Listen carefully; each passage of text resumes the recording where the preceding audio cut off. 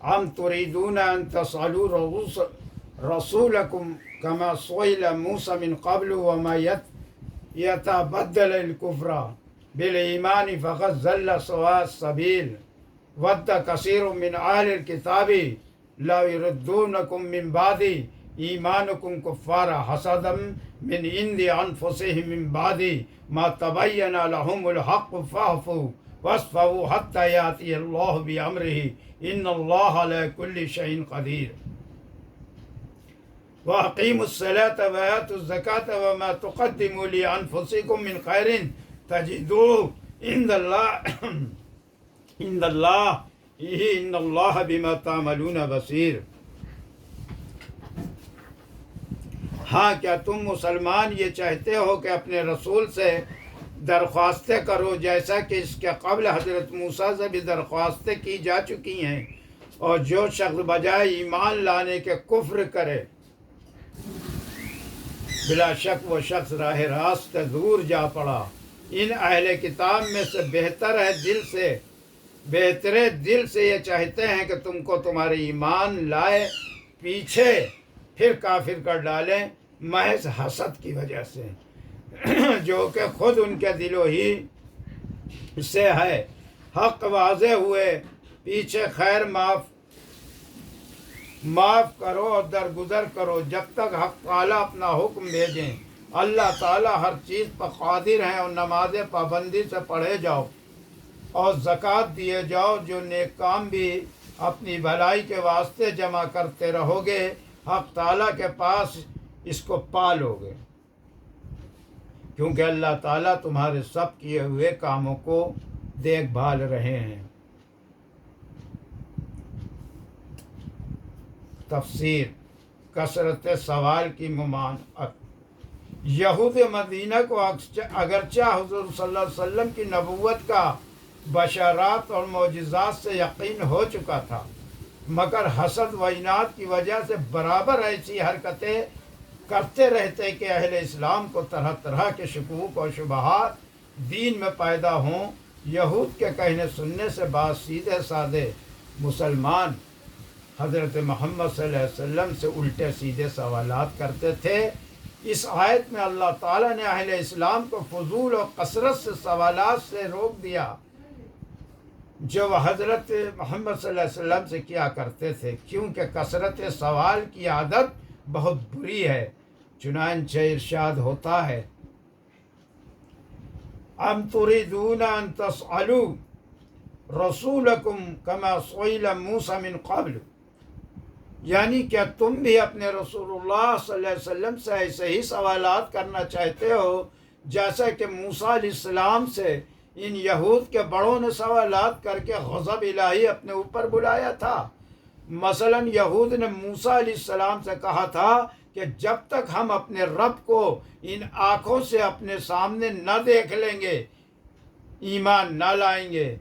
जिस गुस्ताखी की सज़ा में इन पर बिजली गिरी और इनको हलाक कर दिया, और अलगर्ज़ गैर ज़रूरी और फजूल सवाल की खसलत निहायत मज़मूम है। मुस्लिम व बुखारी की एक हदीस है कि नबी करीम सल्लल्लाहु अलैहि वसल्लम ने फजूल कलाम कसरत सवाल और इज़ाअत माल से मना फरमाया है। हज़रत मोहम्मद सल्लल्लाहु अलैहि वसल्लम से सवालात करने की ममानत है एक और मकसद से भी होती है। बार बार सवाल करने से अपने ऊपर खुद पाबंदी और मुश्किलात का इजाफ़ा करना है। आसान हुक्म मुश्किल हो जाता है। जिन बातों में आज़ादी होती है हुक्म आने से इन बातों में पाबंदी लग जाती है, जैसा कि यहूद के साथ हुआ। तो जब अहले इस्लाम को भी गैर ज़रूरी और कसरत सवाल से मना फरमा दिया गया तो गैरों का तकब्बुर, सरकशी और इनाद से सवाल करना गोया कुफ्र को ईमान के बदले मोल लेना है और सीधी राह से हटकर जहालत और गुमराही में घिर जाना है। इसी को इरशाद फरमाया गया, वमन यतबद्दलिल कुफ्र बिल ईमान फ़क़द ज़ल्ल सवाअ सबील, और जो शख्स बजाय ईमान लाने के कुफ्र की बातें करे बिला शक वो महज राह रास्त से दूर जा पड़ा। यानी अहकाम खुदाबंदी में हुज्जतें निकालना اور اللہ کے رسول صلی اللہ علیہ وسلم سے الجھنا اور لا یعنی سوالات کرنا یا اللہ کے کسی حکم کو غیر مناسب سمجھنا، یہ سب کفر کی بات ہے۔ مومن و مسلمان کا تو یہ فریضہ ہے کہ جو حکم اور اللہ اور اس کے رسول کا پہنچا اس کے آگے سر تسلیم خم کر دیا اور اس کی اطاعت اور کمر بستہ ہو گیا۔ یہود کی طرف سے مسلمانوں کی برگشتہ کرنے کی کوشش۔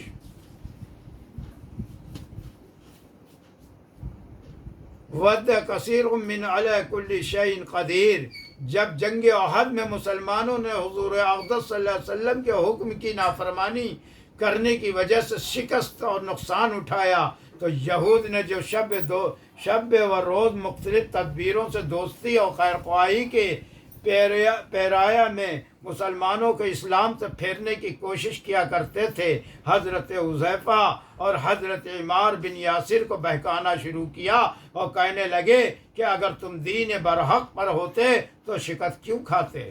اب اگر تم ہمارے دین کی طرف رجوع کرو گے تو زیادہ ہدایت پاؤ گے۔ حضرت عمار رضی اللہ عنہ نے جواب دیا کہ تم لوگ واقف ہو کہ عہد شکنی کا کیا حکم ہے؟ یہود نے کہا ہاں، عہد توڑنے کا بڑا گناہ ہے۔ اس پر حضرت عمار رضی اللہ عنہ نے فرمایا تو میں نے اللہ سے عہد کر لیا ہے کہ جب تک زندہ ہوں دین اسلام پر قائم رہوں گا اور رسول برحق محمد رسول اللہ صلی اللہ علیہ وسلم سے نہیں پھروں گا۔ لیکن تم لوگ بعد عہد ہو کر معاہدہ تورات کو توڑ بیٹھے۔ اس کے بعد حضرت حذیفہ رضی اللہ عنہ نے جواب دیا کہ میں اس بات پر راضی ہو چکا کہ اللہ میرا رب ہے اور محمد صلی اللہ علیہ وسلم اس بات پر راضی ہو چکا کہ اللہ میرا رب ہے اور محمد صلی اللہ علیہ وسلم اس کے پیغمبر ہیں۔ اسلام میرا دین ہے، قرآن میری کتاب ہے، کعبہ میرا قبلہ ہے، مومنین میرے بھائی ہیں اور کفار میرے دشمن ہیں۔ اس کے بعد ہر دو حضرات حضور اکرم صلی اللہ علیہ وسلم کی خدمت میں حاضر ہوئے اور واقعہ عرض کیا۔ اس وقت یہ آیت نازل ہوئی جس میں ارشاد ہوا کہ اے مسلمانوں، یہ یہود قرآن اور دین میں طرح طرح کے شبہات نکالتے ہیں اور مسلمانوں کو بہکاتے ہیں، جس کی اصل وجہ یہ ہے کہ اکثر اہل کتاب کی دلی خواہش اور تمنا یہ ہے کہ کسی طرح تم کو ایمان و اسلام سے پھیر کر کافر بنا دیں، اور اس غرض کا فاسد کا کوئی محرک اور باعث تمہاری جانب سے وقوع میں نہیں آیا، بلکہ بلا وجہ محض حسد کی بنا پر کہ جو خود ان کے ناپاک اور گندے نفسوں سے پیدا ہوا ہے، اور پھر تعجب ہے کہ ان کی یہ کوشش و حسد کسی شک و شبہ کی بنا پر نہیں، بلکہ اس کے بعد کے حق ان کو خوب واضح ہو چکا ہے کہ مسلمانوں کا دین، ان کی کتاب اور ان کا رسول سب سچے ہیں۔ تورات اور دیگر کتب سابقہ میں خاتم النبیین کے جو فضائل اور صفات بیان کیے گئے ہیں وہ سب رسول اللہ صلی اللہ علیہ وسلم کی ذات مبارک میں وہ دیکھ چکے ہیں، لیکن اس کے باوجود جیسے خود کافر ہیں مسلمانوں کو بھی ایسا ہی کرنا چاہتے ہیں۔ اس کے بعد ارشاد ہوتا ہے کہ مسلمان ان یہود کے حسد و عناد کے مقابلے میں حد الامکان ان سے درگزر کریں اور انتقامی شکل نہ اختیار کریں، یعنی زبان سے فی الحال ان کو برا بھلا کہو اور نہ فی الحال ان سے کوئی جنگ و جدال اور قتل و قتال کرو، یہاں تک کہ اللہ تعالیٰ ان کے متعلق کوئی قطعی فیصلہ اور حکم دے دے۔ مراد اس سے جہاد و قتال اور جزیہ کا حکم ہے، اور فی الحال جو جہاد و قتال کے حکم میں تاخیر کی گئی ہے تو یہ کسی عجز اور کمزوری کی بنا پر نہیں، اس لیے کہ اللہ تعالیٰ تو ہر چیز پر قادر ہے، لیکن اس تاخیر میں کچھ حکمتیں ہیں۔ چنانچہ بعد میں جب آیات جہاد نازل ہوئیں تو مسلمانوں نے کچھ یہود کو تو جنگ میں قتل کیا اور کچھ کو جلا وطن کر کے نکال بھگایا۔ دشمنان دین کے حملوں سے تحفظ۔